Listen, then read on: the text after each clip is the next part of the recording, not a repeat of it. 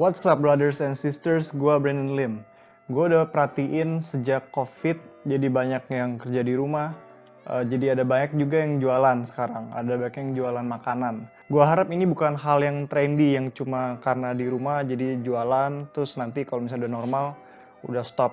Jadi sebenarnya jangan. Ini kalau bisa saat lu udah mulai jualan makanan secara online, itu lanjutin aja terus selama yang lu bisa, karena ini bisa menjadi source of income yang bagus buat lu.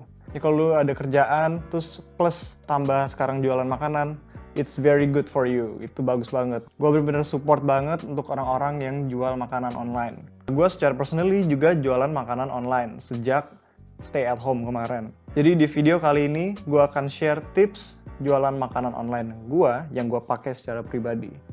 Tapi sebelum dimulai videonya, gue mau beri info bahwa video ini dipersembahkan oleh Royal Food. Royal Food adalah online shop yang gue, nyokap, dan adik gue kelola bersama-sama. Banyak banget tersedia makanan. Ada bacang, ada picnic roll, ada ayam tangkiok, itu adalah semacam ayam bakar. Mau itu ayam negeri atau ayam kampung. Ada stik keju, ada keripik singkong, ada madu, ada keripik pisang juga, pisang coklat, ada pastel tutup juga, dan mungkin akan ada banyak produk yang lain. Sementara itu dulu, check out the Instagram right here kalau kalian mau pesen. Jadi mungkin ada beberapa produk yang ada khusus untuk Jakarta, tapi juga ada beberapa produk yang bisa di shipping keluar dari Jakarta juga, atau keluar dari Lampung. So, kalau kalian interest, kalian bisa pesan makanan dan pilih makanannya di royalfood.id di Instagram. So, check it out. Gua tunggu DM dan WhatsApp dari kalian. Tip nomor 1 itu adalah siapkan list harga. Jadi, lu udah siapin dari awal modalnya berapa, lu udah pikirin. Terus lu mau jual berapa, kira-kira kemahalan nggak atau kemurahan nggak. Terus lu juga harus pikirin kalau ada ongkir, akankah harganya melesat atau tidak. Apakah konsumen akan benar-benar mau beli atau enggak. Nah itu semua harus di-consider, semua harus di-list dengan baik. Gue benar-benar rekomen kalau lu siapin satu buku yang khusus untuk catet semua harganya berapa. Jadi lu bisa nggak lupa gitu. Atau misalnya di handphone juga nggak apa-apa. Notes di handphone atau di laptop, computer. Ya, you have your own way. Pokoknya semua harga dan price list itu lu list semuanya supaya lu nggak lupa. Tip nomor 2 yaitu adalah berkaitan dengan yang nomor 1 tadi. Itu adalah buat pembukuan. Buat pembukuan ini bukan cuma list harga aja. Jadi semua transaksi, semua pesanan, semua orderan gitu, lu ada pembukuannya sendiri. Itu bisa di buku manual. Kalau nyokap gue sih pakai buku manual. Kalau gue biasanya taruh di notes HP, atau gue masukin ke Excel. Jadi semuanya tuh listnya, dia pesen berapa banyak, biayanya berapa, jadi dia harus transfer berapa, di hari apa, semua harus dirapihin. Pas dia udah transfer, semua juga lu masukin semua di situ. Jadi lu nggak ada yang miss, jadi nggak ada yang dia udah bayar belum ya? Oh dia belum transfer. Nah itu semua bisa di cover kalau kita semua bisa punya pembukuan yang rapi. Tip nomor 3 yaitu adalah buat brosur online. Contohnya seperti ini. Ini yang gue buat sama adik gue gitu. Dan kok gue juga konsultasi sama nyokap gue, jadi baiknya gimana. Ya buat brosur online itu yang sangat menarik, yang orang bisa baca, yang orang cepat mengerti. Nggak harus baik tulisan-tulisan yang ribet-ribet atau banyak foto-foto gitu. Jadi cukup kayak 2-3 foto yang kelihatannya menarik, masukin aja ke situ. Lu juga nggak harus buat desainnya yang rame gitu, buat yang simple, yang eye catching aja, itu akan sangat menarik dan orang bisa mungkin lebih appeal gitu untuk melihat dan memesan. Dan harus siapkan foto-foto yang very very appealing, yang kelihatannya bagus dan menarik. Jangan fotonya asal, atau pas lu foto produk belakangnya lagi rumah lu keadaannya acak-acakan gitu. Jadi rapihkan dulu backgroundnya, pastikan semuanya out of the way, yang benar-benar orang lihat tuh ke produk dan bisa fokusnya cuma ke produk aja. Jangan sampai lu lagi foto belakang ternyata lu udah mobil lu gitu, malah yang tanya mobilnya kan. Itu misguided banget. Jadi rapihkan dulu backgroundnya, pastikan fokus utamanya ke makanan itu. Sekarang kita masuk ke tip yang menurut gua sangat efektif dan berguna. Nomor 4 itu adalah jual secara personal. Nah gue banyak perhatiin, jadi banyak orang-orang yang broadcast, misalnya dari WhatsApp story atau WhatsApp broadcast message, atau IG ya, dari Instagram stories kayak open PO. Kalau ada yang mau pesen misalnya bakpao atau apapun gitu, misalnya ayam atau sambal, itu bisa DM ya gitu. Itu sebenarnya nggak cukup buat gue. Yang gue coba eksperimen adalah gue coba broadcast, tapi gue juga coba jual secara personal, yaitu adalah WA langsung lewat jalur pribadi. Misalnya gue ada teman namanya A, gue bener-bener WhatsApp dia, gue bilang, bro atau sis, gue jualan nih, ada produk ini, mau nggak coba, besok bisa dibuat, besok bisa langsung dikirim gitu. Jadi gue udah coba eksperimen itu, seminggu gue coba cuma broadcast, seminggu lagi gue coba jual personal.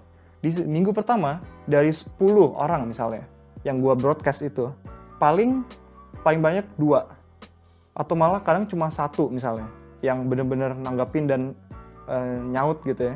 Oh bro boleh deh 1 gitu, atau oh boleh deh gue pesen. Tapi pas minggu kedua gue coba eksperimen stop broadcast dan gue coba lewat jalur pribadi, gue WhatsApp mereka masing-masing satu-satu. Itu dari 10 orang, yang pesen tuh bisa 7-8 orang. Jadi yang gue pelajarin adalah jual personal itu jauh lebih efektif daripada cuma broadcast, cuma sekedar broadcast aja.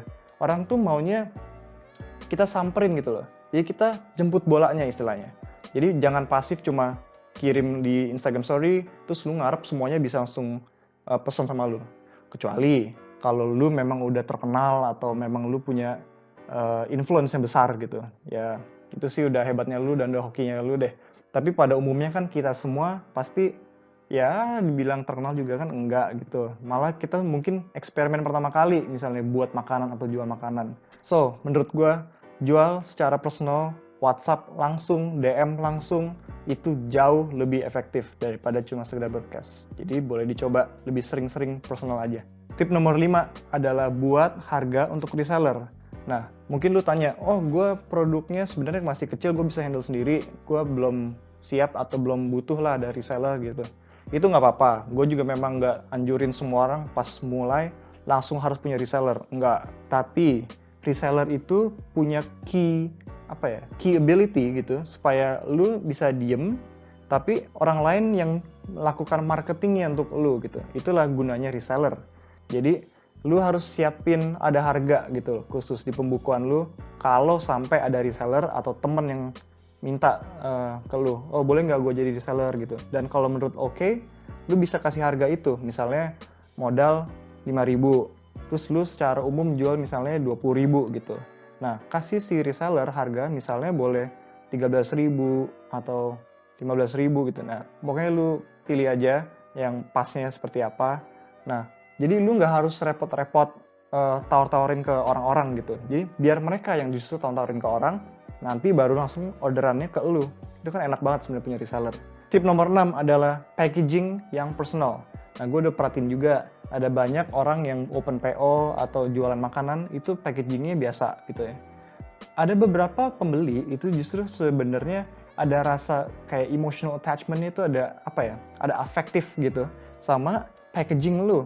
Jadi misalnya kalau di packaging lu bisa tulis personal untuk nama pembeli siapa, itu akan lebih menarik gitu loh. Atau lu ada pesan khusus gitu. Gue kemarin ada pesen sambal sama temen gue. Jadi dia beda banget dari yang lain. Contohnya ya. Jadi kalau yang lain kan gue beli ya udah beli aja gitu. Langsung gue ambil produknya aja gitu, produk doang. Tapi kalau dia tuh ada notes-nya, terus ada kayak caution-nya, ya kayak hati-hati kalau makan sambal ini bisa kepedesan. Hati-hati nagih, nah gitu. Buat yang sepertinya di luar cuma buat produk, lu tuh ada semacam attention khusus dan waktu khusus supaya pelanggan itu bisa merasa lebih diperhatikan gitu.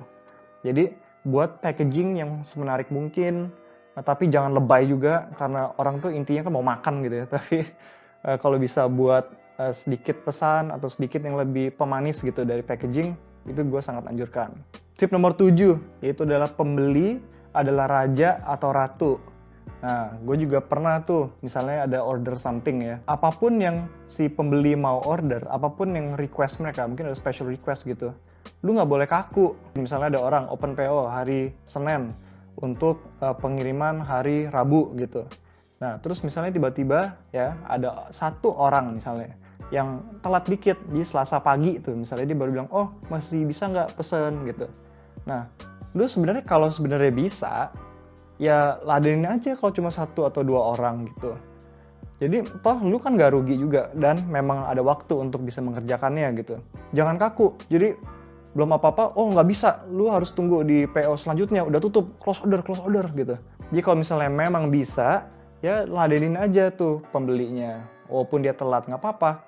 Yang penting pelanggan kan senang gitu. Pelanggan kan nggak harus tunggu next PO lagi untuk nyobain produk lu. Ya, kecuali kalau misalnya brand lu udah besar gitu ya nggak apa-apa. Oh, close order, sorry untuk nextnya. Itu kan nggak apa-apa. Misalnya lu pesanan lu banyak banget gitu.